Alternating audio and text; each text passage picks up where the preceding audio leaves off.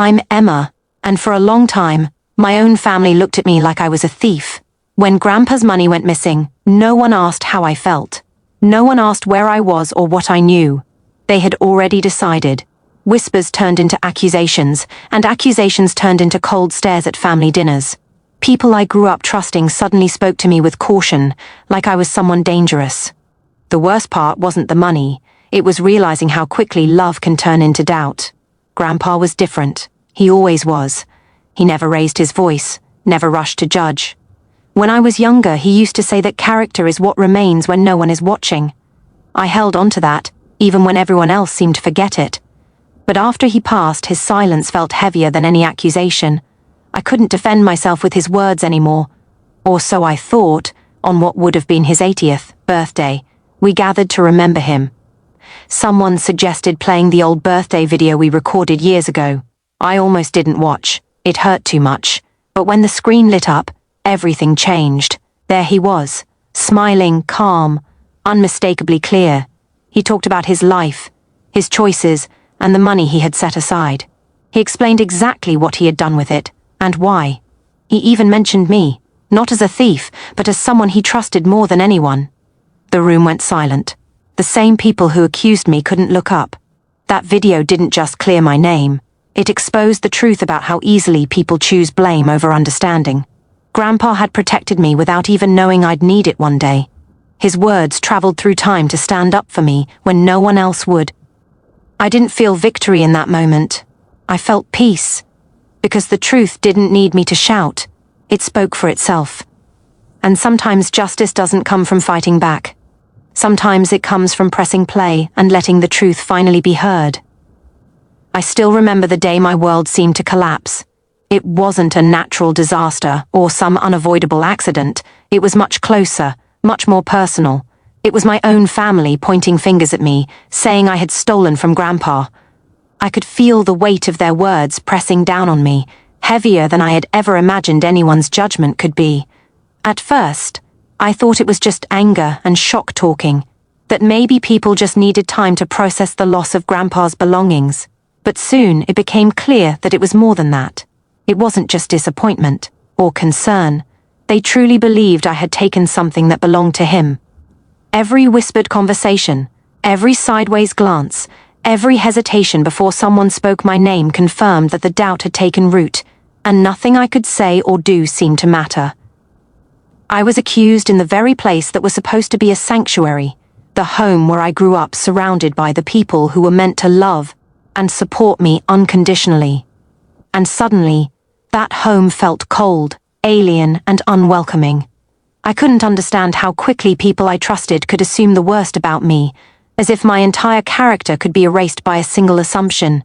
It was terrifying and isolating to realize that trust, something I had always taken for granted, could disappear in a matter of hours.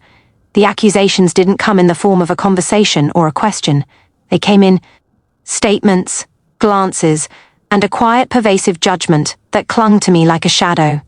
I could feel it everywhere I went, at family dinners, at small gatherings, even in the rare moments when I was alone. It was as if every eye was measuring me against some invisible standard and finding me wanting. I questioned myself constantly, wondering if maybe I had somehow caused this, if some small mistake or misunderstanding had snowballed into this nightmare. I replayed every memory with Grandpa, every interaction with family, trying to pinpoint the moment when trust had been broken. But the harder I tried to find fault in myself, the more I realized that the problem wasn't me. The problem was the ease with which people are willing to believe lies, the readiness to assign guilt without evidence, and the speed with which doubt can destroy relationships that once felt unshakable. What hurt the most wasn't the accusation itself. It was the betrayal, the sudden realization that people who had called me their niece, their cousin, or their daughter could so quickly turn their suspicion into certainty. It made me question everything about the way I understood family, about the very meaning of loyalty, about whether love without proof is even possible. Every conversation seemed to carry an invisible sting, every casual remark a hidden criticism. I was surrounded by people who were supposed to know me, who were supposed to recognize my honesty and integrity. Yet none of that seemed to matter anymore. My reputation, Something I had always nurtured with care seemed to crumble with every passing day, and I felt powerless to stop it. It was as if a switch had been flipped, and suddenly the Our son I had always been didn't exist in their eyes anymore. I was no longer Emma, the granddaughter, the family member they had known and trusted. I had become a symbol of suspicion, a scapegoat for their fears and frustrations. The emotional weight of that transformation was crushing, and for the first time, I felt truly alone within the very family that was supposed to protect me. I tried reasoning, pleading, and explaining, but my words felt hollow. I could see the doubt still linger in their eyes, and I realized that no matter what I said, the accusations would persist until someone or something undeniable proved otherwise. That was when the thought of the old birthday video came to mind. Grandpa's 80th birthday had been filled with laughter, stories, and warmth, and someone had recorded it all. I remembered the way he had spoken, the way his voice carried authority yet comfort, the way his eyes reflected a lifetime of wisdom. I realized that video wasn't just a memory, it was a testament, a silent witness that held the truth about everything.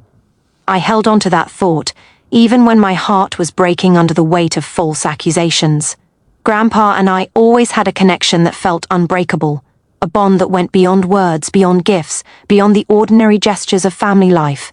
It wasn't just that he was my grandfather, or that I grew up in his home. It was that he had a way of seeing me in a way no one else ever did.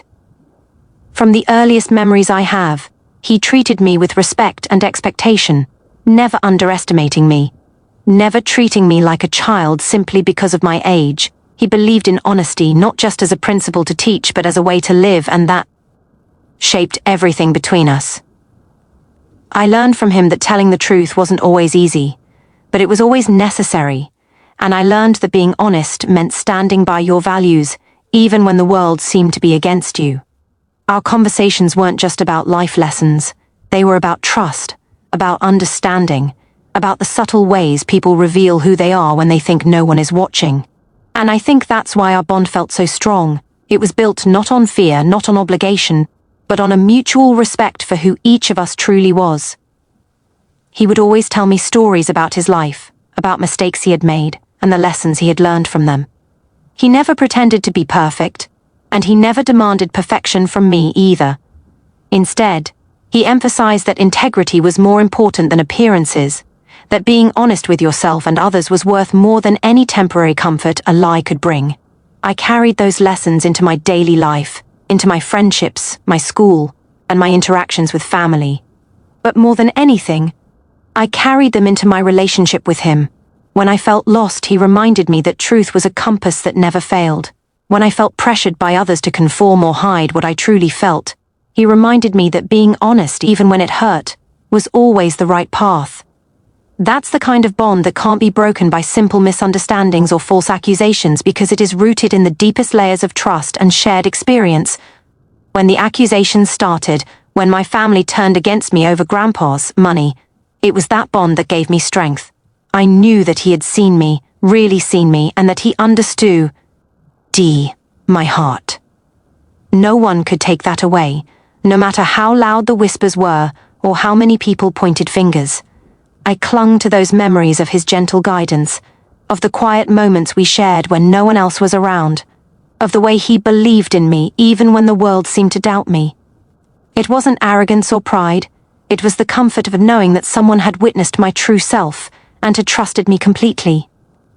That trust became a shield against the storm of suspicion that surrounded me, and it reminded me that honesty wasn't just about being truthful in words. It was about living in a way that reflected the values Grandpa had instilled in me.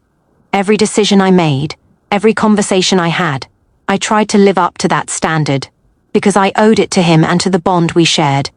I remember sitting alone one evening, trying to make sense of everything, feeling overwhelmed by the weight of false accusations. I thought about the countless times Grandpa had taught me to stand tall, to be brave, to speak with integrity. I remembered his stories, his laughter, his quiet reassurance that I was capable and trustworthy.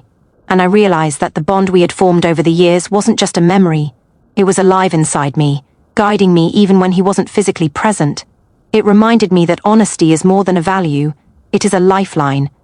a connection between people that transcends suspicion and misunderstanding. It reminded me that trust is not given lightly, but when it is earned and nurtured, it becomes a force stronger than fear, doubt, or anger. That bond with Grandpa was my anchor in the storm, the one thing that reminded me of who I truly was, even when everyone else questioned it. As the days passed, I could feel the tension in the room whenever family members looked at me. Their eyes held questions, doubts, and judgments, but I felt a quiet strength growing inside me, a strength I drew directly from the years I spent with Grandpa. I knew that our bond, built on honesty and understanding, could not be undone by accusations. I knew that the truth, when it was revealed, would reflect the integrity he had always seen in me. That bond became my guiding light, and it reminded me that relationships built on honesty are resilient, enduring, and unshakable, even in the face of the harshest challenges. The idea of the old 80th birthday video almost felt like a small miracle in the chaos that had overtaken my life. I hadn't thought about it much at first. It had been recorded years ago, a simple memory of Grandpa surrounded by family, laughing, telling stories, blowing out candles, but now it suddenly held the power to change everything. When my family accused me of stealing, I felt isolated, judged, and powerless. I had no way to defend myself against the certainty in their eyes, no way to prove that their suspicions were completely unfounded. That video, something I had long forgotten, became the one piece of undeniable evidence that could finally speak when I felt silenced. It was as if Grandpa had left me a secret message, waiting for the moment I would need it most. And suddenly, the past and the present collided in the most remarkable way. I remember holding the remote in my hand, my fingers trembling as I pressed play. The familiar faces of my family filled the screen, and there he was, Grandpa, smiling in that calm, reassuring way that had always made me feel safe. The room around him was filled with warmth, laughter, and the small chaos that always accompanied family gatherings. I could hear him talking, joking, and sharing little stories about his life. But then he started speaking about something more important, about the decisions he had made, the money he had set aside, and the reasons behind it. His voice, steady and clear, explained things in a way that could never be disputed. Every word felt deliberate, as though he had somehow known that one day someone might need to hear the truth directly from him. It was more than just a recording. It was a testament, a preserved piece of his wisdom and fairness, a shield against falsehoods and misunderstanding. As I watched, I realized that the video didn't just tell the truth about the money, it revealed Grandpa's perspective, his care for everyone in the family, and his trust in me specifically. He spoke my name, mentioning how he believed in me, how he trusted that I would act with integrity, and how he had planned everything to ensure that family bonds would remain strong. The words weren't shouted or dramatic. They were calm, precise, and completely authentic. Yet they carried an undeniable force, a power that transcended the arguments, the accusations, and the doubt that had consumed our home. I could feel the weight of truth lifting, the heavy tension in the room beginning to dissolve, as I replayed each segment of the video.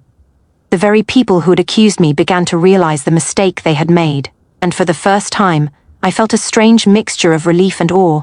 Relief because my innocence was finally clear, and awe because Grandpa's foresight, his love, and his unwavering trust had created this moment, even before the crisis had arrived.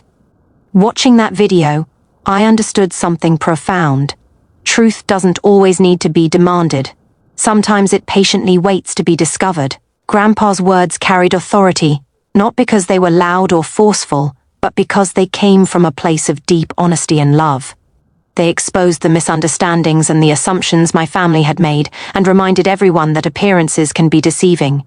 The evidence was undeniable, yet the power of the moment was not just in proving my innocence.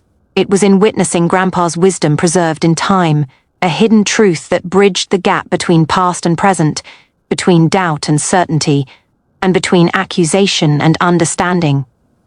I realized that some legacies are not measured by wealth or possessions, but by the moments we preserve, the truths we record, and the trust we leave behind waiting for the right time to speak.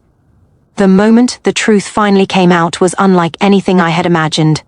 For so long I had carried the weight of accusations on my shoulders, feeling every glance from my family like a judgment, every whispered conversation a confirmation of their doubts. I had tried to speak, to explain, to convince, but words alone had failed me. Nothing seemed to reach them because they had already made up their minds. I felt trapped in a cage built from assumptions and mistrust, and every day it felt heavier, suffocating in a way I couldn't shake. But then, Grandpa's voice from that old birthday video cut through the tension like sunlight piercing a dark cloud. It wasn't just a recording, it was a revelation, a moment of juice. Tice that needed no arguing, no confrontation, no anger. It simply existed, and in its calm clarity it set everything right. Hearing him speak my name, defending my character, explaining the situation with the money, I felt an overwhelming sense of relief and vindication. It was justice, but it was gentle, almost invisible in the way it worked. It didn't humiliate anyone. It didn't create more conflict. It simply presented the truth. And sometimes, truth alone is more powerful than any argument, more effective than any confrontation. Grandpa's words reached into the room, into the hearts of my family, and revealed what had been hidden by doubt and fear. There was no room for misunderstanding anymore. The evidence was there, clear and undeniable. The same people who had accused me now sat in silence, forced to face what they had overlooked, what they had ignored, and what they had wrongly assumed. I could see the shift in their eyes, the flicker of shame and realization, and I felt a strange mixture of sorrow and triumph. Sorrow because it had taken so long for them to see the truth, and triumph because at last justice had arrived. Not through confrontation, but through Grandpa's own voice. I realized then that justice isn't always loud. It doesn't have to be aggressive or punitive to be real. Sometimes, justice is simply giving the truth its chance to speak. The moment the video played, it carried with it decades of wisdom, of care, and of trust that Grandpa had left behind. And that alone was enough to restore my place, my dignity, and my innocence. The accusations that had weighed so heavily on me for weeks, the mistrust that had made me question my own family, began to dissolve in that room. I could feel a release I hadn't known was possible, a sense of balance restored, not just for me but for everyone who had witnessed the truth. Grandpa had been the voice of fairness even when he wasn't physically present, and through that recording, he had ensured that the truth would prevail.